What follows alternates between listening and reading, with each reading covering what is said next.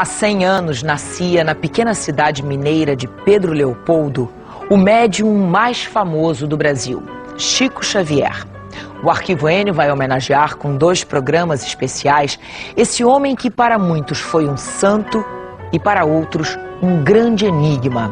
O homem que psicografou centenas de livros e mensagens, que foi indicado para o Prêmio Nobel da Paz e que deixou um grande legado de caridade e amor ao próximo.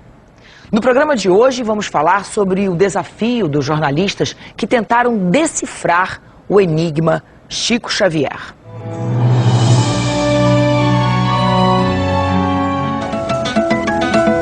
Em 1910, quando Chico nasceu, Pedro Leopoldo, que fica a menos de 100 quilômetros de Belo Horizonte, tinha cerca de 5.000 habitantes. Uma cidadezinha tranquila e bem interiorana, que de repente se tornou conhecida pela fama inesperada do médium Chico Xavier. Como é que eu vejo o Chico, resumindo bem rápido a trajetória dele? Menino pobre, mulato, filho de pais analfabetos, nascido no interior de Minas, que primeiro vira um escândalo nacional quando passa para o papel mensagens assinadas por espíritos, e que depois, com o tempo, depois de ser atacado, perseguido, ridicularizado, processado, ele se transforma num ídolo popular, num mito. E meu pai não concordava com as minhas informações sobre vozes que eu ouvia. E o sacerdote que me confessava, ele então me aconselhou a aceitar um emprego aos 10 anos de idade, para que meu pai, impressionado com o que eu dizia, não promovesse a minha entrada no sanatório. Eu aprendi desde muito cedo a venerar Nosso Senhor Jesus Cristo na fé que minha mãe me transmitiu desde os 2 anos de idade. Aprendi a considerar Jesus como sendo nosso Senhor e Mestre. O Chico, ele tinha tanta fé que ele acreditava estar permanentemente acompanhado pelo guia espiritual dele, o Emmanuel, a quem ele sempre cita, e tinha tanta fé que ele foi capaz de abrir mão da paz, da privacidade, do dinheiro, para se dedicar à missão dele. A missão dele era difundir o espiritismo e a caridade no Brasil. Então, como jornalista, eu apostei nesse ponto de vista e, sem julgar, sem adjetivar, eu dei ao leitor a liberdade e a responsabilidade também de tirar suas próprias conclusões. É verdade? É mentira? É loucura? É fraude? Mão esquerda no rosto, enquanto a direita rabisca frases em pedaços de papel. Chico, eu te amo, eu te adoro, Chico. Nair Belo passou a admirar ainda mais o médium em 1977, depois de receber esta mensagem. Uma carta que, para ela, o filho ditou para o amigo em 10 parágrafos. Manuel Francisco Neto narra detalhes do acidente que lhe custou a vida e comenta histórias que nem a família se lembrava mais. As pessoas que são citadas na carta são pessoas que já tinham morrido há muitos anos e que meu marido, que era de Limeira, teve que ir lá em Limeira e perguntar para minha sogra, para a tia dele, quem eram aquelas pessoas, porque ele não lembrava, e elas confirmaram. Bom, eu decidi escrever a biografia por interesse jornalístico, na verdade. Eu fiz uma reportagem, isso há 15 anos, sobre uma peça espírita chamada Além da Vida, que era um fenômeno de bilheteria. Mais de 2 milhões de pessoas tinham assistido ao espetáculo. E quando eu estudei para fazer essa matéria, eu vi que o centro desse universo era Chico Xavier, e vi também que não existia nenhuma biografia jornalística de Chico Xavier. E quem era Chico Xavier? Um homem que tinha escrito mais de 400 livros, vendido mais de 20 milhões de exemplares e doado toda a renda dos direitos autorais a instituições beneficentes. Porque ele dizia, os livros não me pertencem, eu não escrevi nada, eles, os espíritos, escreveram. Todos esses livros psicografados compõem hoje uma respeitável obra literária que já vendeu mais de 25 milhões de exemplares. Nosso Lar, por exemplo, que descreve como é a vida em outra dimensão, foi editado em vários idiomas. Só no Brasil, a tiragem de Nosso Lar já ultrapassou a marca de 1 milhão de livros vendidos. Francisco Cândido Xavier, segundo os espíritas, é o autor mais lido em toda a América Latina. O pesquisador baiano Clóvis Nunes, que se dedica ao estudo dos fenômenos paranormais, é um profundo conhecedor das obras psicografadas por Chico Xavier. Porque ele produziu uma média de 6 livros por ano. E são livros que têm uma multiversidade de assuntos. Ele produziu romances, contos, ensaios, apólogos, crônicas, poesias, das mais generalizados estilos. Então o que ocorre é que uma mente não poderia ter essa grande criação de multiversidade de conteúdo. Daqui a pouco, o fenômeno da psicografia. Voltamos já.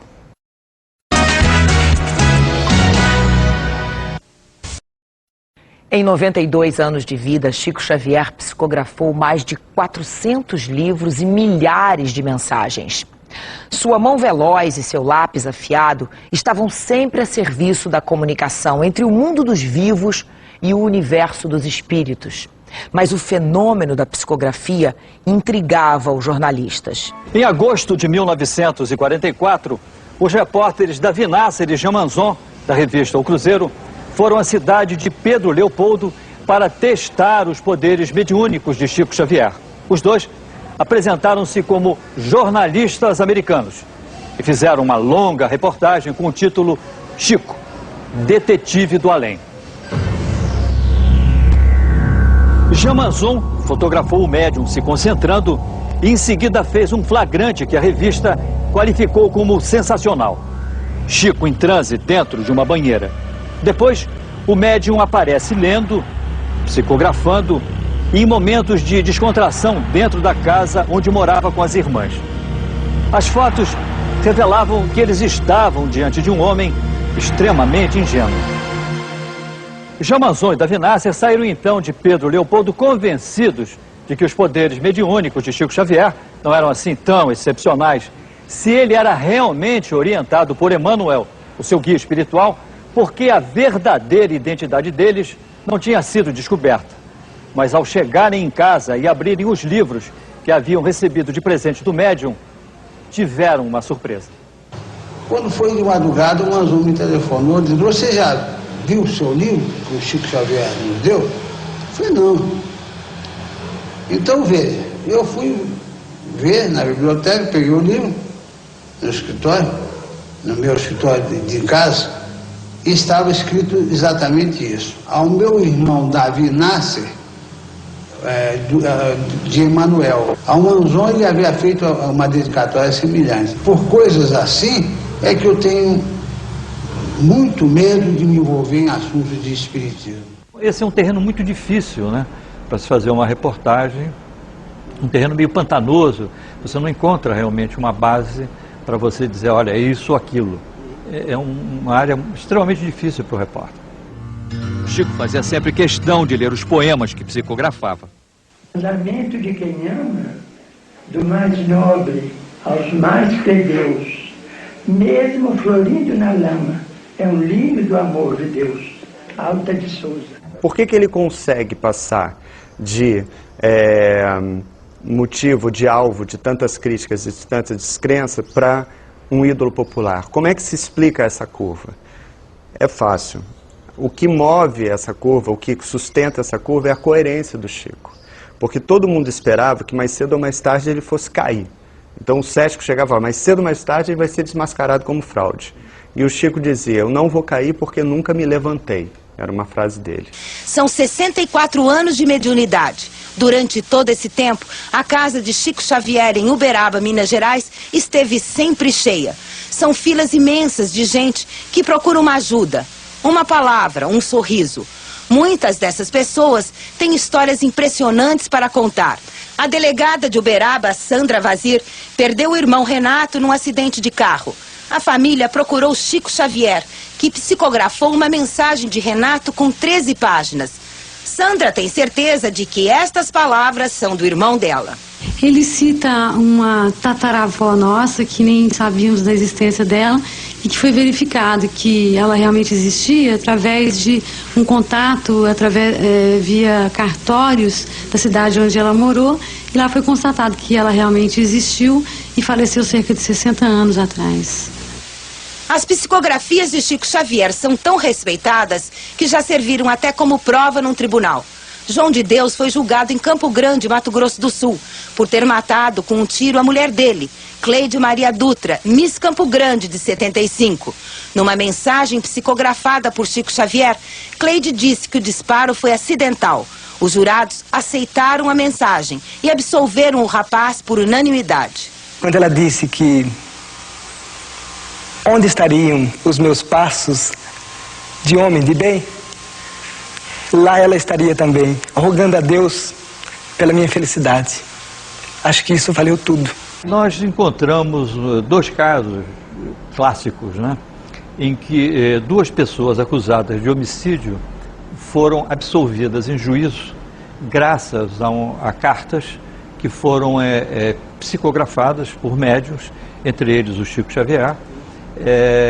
A vítima fez a defesa do acusado.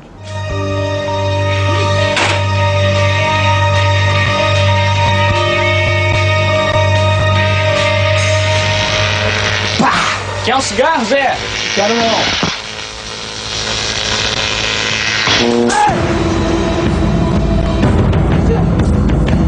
Ativo! Maurício!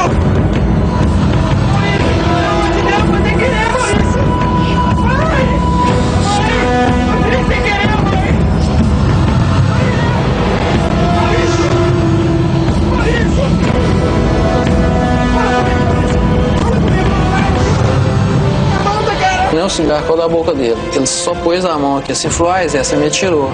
Os pais de Maurício recebem a primeira carta do filho. A partir daí, eles aprendem a perdoar. Queridos papai, mamãe, Maria José e Nádia, que Deus nos abençoe. Estou aqui com meu avô Henrique e peço a vocês coragem e resignação. É preciso lembrar de Deus nos acontecimentos da terra. Faço um pedido. Não fiquem pensando na minha volta para cá, criando sentimentos tristes. O Zé Divino não teve culpa no meu caso. Se alguém deve pedir perdão, sou eu, pois não devia ter ficado brincando ao invés de estudar. Prometo melhorar para fazê-los tão felizes quanto eu puder. Sou seu filho, irmão saudoso e agradecido, Maurício Garcês Henrique. No caso do Joelma, do incêndio do Joelma, que ocorreu em fevereiro de 74, 189 pessoas morreram em São Paulo, a mãe de uma jovem, ela procura o Chico Xavier, né, e ele então promete a ela que ia tentar entrar em contato com a filha, né, e ele produz então, ele entrega uma carta com informações que sua mãe sabia, né. Volquimar e as amigas não sobrevivem ao incêndio.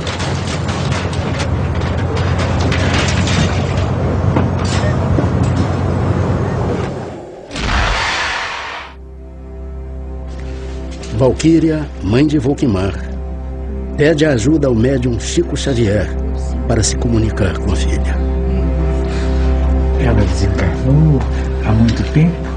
A senhora está muito nervosa. Pode deixar. Faz 2 meses. Ela é uma das vítimas do incêndio do edifício Joelma. A senhora fique calma. Sua filha está bem. Ela precisava passar por isso. Por tudo que ela já tinha sido em outras encarnações. Os espíritos de 2 poetas teriam contado a Chico Xavier que as vítimas do incêndio do Joelma eram reencarnações de mortos do século XI nas batalhas das cruzadas para a reconquista cristã de Jerusalém. Ela pediu que eu viesse hoje, dia 13 de julho. Volquimar vai se comunicar. Ela estava acompanhada do avô. Aqui nós temos a carta dela que foi transcrita para o jornal na ocasião. Então ela vai controlando tudo que se passou lá. Ela vai refletindo, contando. Querida mãezinha, meu querido Alvo e o irmão dela. Primeira bênção que peço a Deus em nosso auxílio e bênção que rege a querida mamãe para que as forças não me faltem agora que tenho lápis com o auxílio de meu avô para escrever. Em primeiro lugar, eu respeito, né, a crença, a fé, né, do outro, né. Eu acho que isso é fundamental em qualquer tipo de matéria que você faça. Eu acho que você tem que ter uma postura, primeiro, de respeito. Você tentar entender o outro, né? No caso desses programas que envolviam uma questão de natureza religiosa, essa minha preocupação aumentava. Porque eu não queria também deixar essas pessoas numa situação de desconforto. Já bastava o que haviam sofrido, os problemas, as cruzes que cada uma delas carregava. Então eu tentava entender. Embora essas pessoas, elas não precisavam de explicação. Quem precisava de explicação era eu, ou a equipe, né? Ou o meu diretor. Muitas famílias que foram atendidas por ele e aconselhadas por ele, essas famílias realmente abriram núcleos de assistência social pelo Brasil inteiro. Então eles atendem famílias que perderam filhos, eles doam sopa, eles doam roupa. Então o Chico, com o exemplo de vida dele e com os livros que ele publica, né, cada livro inspira mais e mais pessoas ao longo da vida, vai ser assim para sempre, ele criou uma rede de solidariedade. Além das muitas palavras vindas do além, uma imagem gravada por um telejornal também intrigou jornalistas, cientistas e céticos em geral. Uma misteriosa luz que visitou Chico Xavier num leito de hospital. O médium tem pneumonia nos 2 pulmões. Estava num quarto comum, mas foi transferido para uma suíte no 2º andar do hospital. Chico Xavier ficou nesta suíte, que tem uma pequena sala, banheiro e esta cama. E 5 dias depois de chegar aqui, uma imagem surpreendente fez da recuperação do médium um mistério. É um detalhe que de tão rápido é quase imperceptível. Agora veja de novo em câmera lenta. Repare que um raio luminoso vem do alto em direção à janela da suíte de Chico Xavier e sempre em linha reta. Na imagem ampliada, a faixa de luz se transforma em 2 e depois volta a ser uma só. Você filmou exatamente desse ponto aqui? Exatamente daqui onde está a câmera, fazendo a fachada do hospital com a cena da janela onde estava internado o Chico. De repente, sem perceber, passou aquela luz na frente, na hora não deu para perceber, só foi perceber depois na hora da edição. 10 minutos depois, a surpreendente constatação do médico. O paciente, que já estava em estado terminal, começou a melhorar. O senhor acredita em coincidência? Não, eu acredito que houve uma interferência mesmo. Para a medicina, algo de anormal aconteceu ali? Sem dúvida nenhuma. Porque foi daquele momento para frente que ele passou a melhorar. Chico estava dormindo quando a luz cruzou o céu. 10 dias atrás, nós fomos mais uma vez a Uberaba para saber se ele tinha percebido o raio luminoso, sem imaginar que estas seriam as últimas imagens do médium. 72 horas antes de morrer, Chico, cercado de amigos e ao lado do filho, estava muito sorridente. Foi a primeira e única vez que o médium falou sobre o assunto. O senhor lembra da luz que entrou no quarto do senhor? Não. Como que ela chamava? Foi o Emmanuel também? Não demorou. Não demorou, não. O que falou pro senhor? Se eu tivesse paciência. Para tentar desvendar o mistério, nós procuramos em São Paulo algumas das mais respeitadas instituições do país que investigam fenômenos sobrenaturais. Mostramos a fita primeiro para este pesquisador da USP.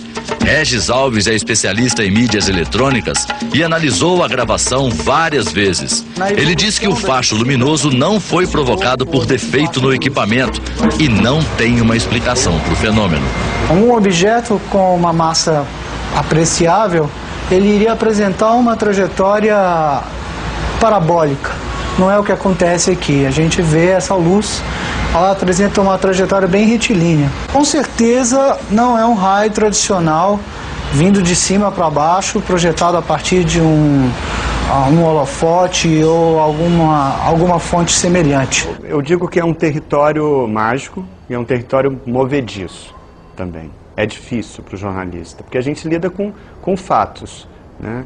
E quando você entra nesse território de comunicação entre esse mundo, o outro mundo, você entra num território que é difícil você decifrar. É difícil eu chegar e falar, está comprovado, existe vida depois da morte.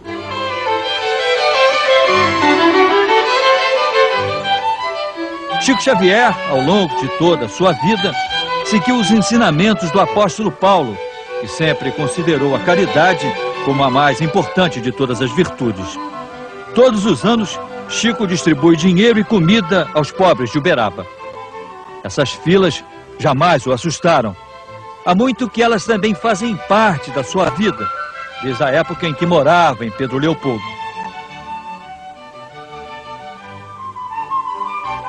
As pessoas, sempre que se aproximavam de Chico, se emocionavam. O que é intrigante, o que transforma o Chico num enigma, para quem é cético, principalmente num enigma, porque para quem é espírita ele não é enigma, mas para os céticos ele é um enigma, é essa história de doação imensa. Por que ele mentiria sobre... Por que ele renegaria a autoria de 400 livros e renegaria, dispensaria todo o dinheiro que esses livros geraram? Para quê? Por quê? Né? Então esse porquê, esse para quê é que transforma o Chico nesse mito. Né? Num país que é tão injusto, né? Um país que tem tanta pobreza, num país em que o Estado falha tanto, como falha tanto, nesse país o Chico Xavier faz a diferença totalmente. Então ele continua vivo, sim, em cada livro de Chico que a pessoa abre e que ela se inspira ali, ou que ela desiste de fazer cometer um suicídio, por exemplo. Já salvou várias pessoas de suicídio, continua salvando, né? Então ele muda através da obra e do exemplo dele. No próximo programa, a fé em Chico Xavier. Vamos relembrar especiais da Rede Globo que ajudaram a divulgar a doutrina espírita desse homem que já foi chamado de amor. Até lá! É no seu modo de olhar.